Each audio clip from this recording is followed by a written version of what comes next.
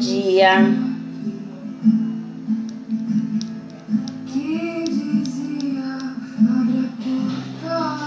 Bom dia. Quero agradecer as pessoas que estão entrando.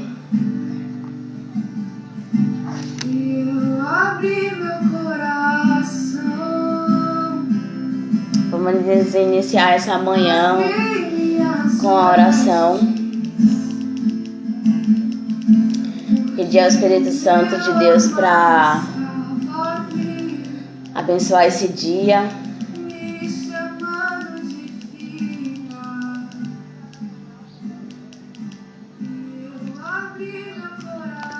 Vamos lá iniciar. Deixa eu ver só essa luz aqui. Pronto. Perfeito. Bom dia, Wanderson. Seja bem-vindo. Espírito Santo, nessa manhã eu quero te agradecer por mais uma palavra. Eu quero te agradecer por essas pessoas que têm assistido essas lives. Eu quero agradecer por cada família, eu quero agradecer por cada casa alcançada e que a tua palavra e que a tua presença possa estar presente em cada coração, em cada casa. Em nome de Jesus, queremos te agradecer por mais um dia e pedir a tua presença nessa manhã, nessa live. Amém. A live de hoje, eu acho a história do Jonas é uma história assim muito engraçada. Porque a gente fala que Jonas é um profeta fujão, onde ele queria negar, né, a ordem que Deus deu para ele. Mas se você parar para pensar, nos dias de hoje, eu acredito que todo mundo fugiria da ordem que Deus tinha dado para o Jonas. Então eu quero falar sobre isso hoje, sobre que Deus, ele inclina o coração do homem para onde ele quer. Ele faz o coração do homem se arrepender e ele também cria situações. Tem muita gente que é cristão que não acredita nisso. Eu já ouvi pastores, eu já ouvi pessoas de anos na igreja dizendo que Deus não pode mexer no livre-arbítrio do homem. E eu não acredito nisso sobre o livre-arbítrio, porque o escolhido ele não tem escolha. E Deus ele move e ele faz com o homem o que ele quer. Então, se você entender isso, você vai entender que a vontade de Deus é soberana e que estamos sujeitos a essa vontade, estamos submissos a essa vontade. E ainda que eu não queira fazer algo, ainda que eu rejeite a vontade de Deus na minha vida, eu só vou sofrer. No final é só sofrimento. E quando Deus ele ordena Jonas a ir pregar para aquele povo de Nínive, ele dá uma ordem para Jonas e Jonas nem responde. Se vocês forem acompanhar Jonas, você vai ver que ele nem responde automaticamente, ele foge. E aí ele vê uma embarcação, ele entra nessa embarcação tentando fugir daquela palavra que Deus tinha dado para ele, porque na verdade aquele povo era o povo sírio de hoje. Então pense aí, irmãos, você indo pregar para um povo que mata, que eles se alegram na felicidade de ver alguém morrendo. Eles eram pessoas extremamente materialistas, eles esquartejavam os corpos e faziam atrocidades. Então eram pessoas, os ninivitas eram pessoas cruéis, de coração duro, pessoas que perseguiam os israelitas, e o Jonas, ele era um israelita. E no coração do Jonas, ele queria que Deus punisse aquele povo. Ele não queria pregar para eles, porque em algum momento os ninivitas iriam de encontro aos israelitas. E ele queria defender a nação dele. Então, até por um lado, eu entendo Jonas. Como é que eu vou pregar para um povo que vem de encontro a mim, que vem de encontro ao meu povo? Mas é exatamente isso que eu vim trazer para vocês, porque nem sempre o nosso pensamento, a nossa vontade é o pensamento de Deus. Porque Deus é misericordioso e Ele faz o que Ele quer. Deus, a soberania dele, a gente não tem como entender como Deus vai agir, como Deus age. A gente só tem que obedecer e entender que Deus não perde o controle de nada. E naquele momento que Deus pede para Jonas acompanhar aquele povo, pregar, na verdade, para aquele povo ninivita, ele estava querendo dar mais uma chance de arrependimento para eles. Tanto que quando Jonas ele foge, ele entra no barco, e aí esse barco estava indo para Tarsis. E aí Deus manda, se vocês forem acompanhar o texto, Deus manda uma tempestade. Imagine só, do nada vem uma tempestade, aqueles homens já acostumados a pegar o alto mar. E eles começam a jogar as coisas do lado de fora, eles começam a achar que tinha algo de estranho. Porque aparentemente, quem é pescador, né? Eles analisam o tempo antes. Antes de eles irem pescar, eles analisam tudo para ver se vai chover. Eu não sei como é que eles identificam isso. Mas esse povo antigo, até hoje eles acertam a previsão do tempo. Eu tiro isso por minha avó. Ela olhava a lua e ela dizia se ia chover no outro dia ou não, se ia fazer sol. Eu não sei como é que eles analisavam isso, mas dava certo. E naquele dia, quando Jonas entrou no barco, eles começaram a estranhar e começaram a jogar as coisas fora. Eles não entenderam o porquê aquela tempestade veio, não sabendo eles que era por conta de Jonas. E Jonas já sabia, tanto que Jonas fica calado e depois ele assume que era por causa dele e que era para aqueles homens jogar ele ao mar. E foi isso que aconteceu. Quando os homens jogam Jonas ao mar, Deus é extremamente estrategista. Então Deus já sabia que Jonas fugiria. Deus já sabia todo o percurso de Jonas. E Deus ele coloca uma cerca de espinhos quando ele quer cercar o homem. Então ele foi cercando Jonas de uma tal forma que Jonas não teve para onde fugir a não ser se jogar ao mar. E quando ele se lança ao mar, Deus manda uma baleia para engolir o Jonas. E é muito interessante isso, porque naquele momento ali, eu acredito que Jonas pensou, eu me livrei, eu não vou pregar mais para esse povo escarnecedor, esse povo homicida. Graças a Deus. Mas só que Jonas, ele se arrepende. Olha só. Ele se arrepende, ele faz uma oração pedindo perdão a Deus. E Deus ouviu a oração do Jonas e deixou Jonas em Nínive, que era a cidade que Deus havia mandado Jonas ir. E eu fico imaginando Jonas todo sujo, porque imagine só uma baleia, ela come várias coisas, né?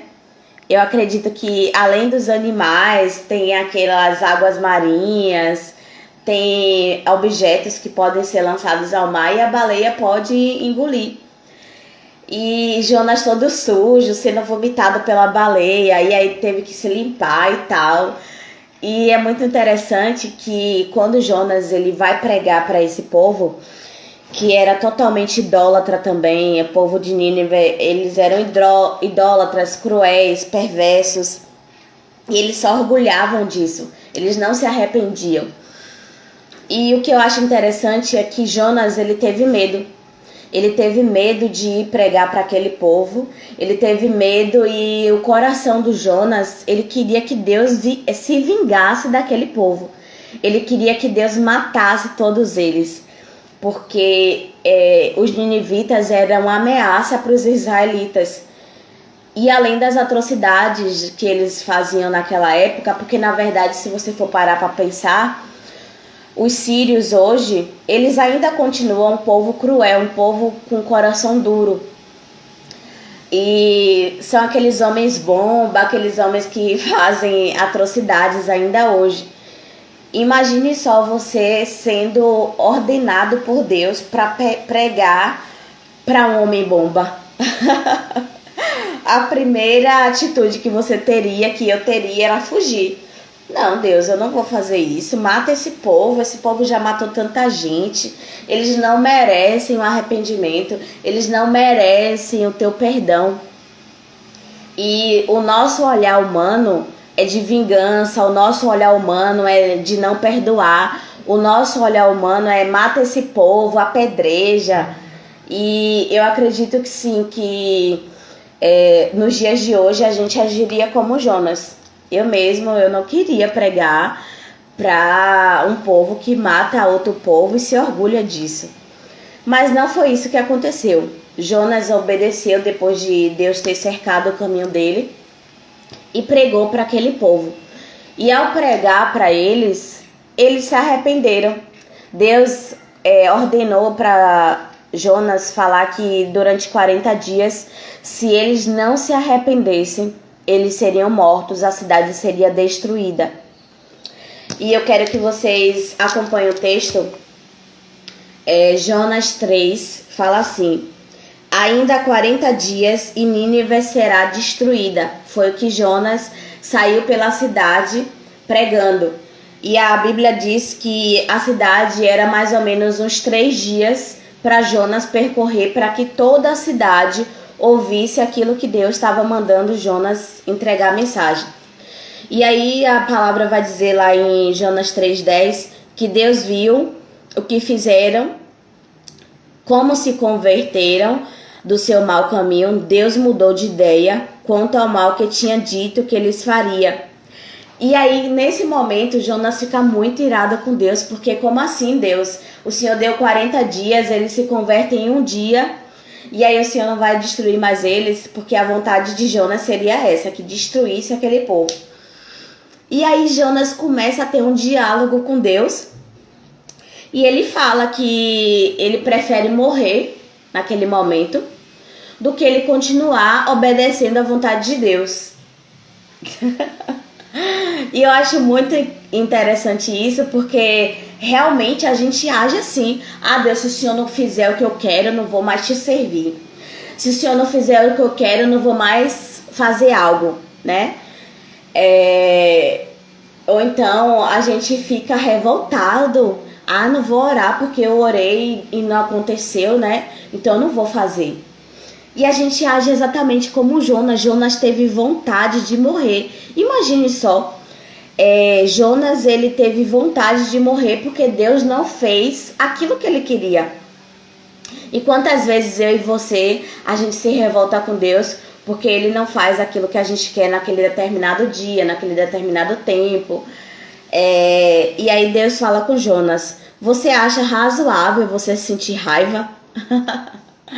Muito interessante esse diálogo com Jonas e Deus, porque Deus é extremamente pacífico. E naquele momento eu acredito que Deus entendeu Jonas, mas Deus é misericordioso, e a misericórdia de Deus, ela se estende para todo o povo, né? E Deus, ele não quer ver nenhum homem se perder, ele não quer ver nenhum filho seu se perder. E Deus trouxe a reflexão naquele momento para Jonas: você acha razoável você sentir raiva porque eu não destruí esse povo, Jonas?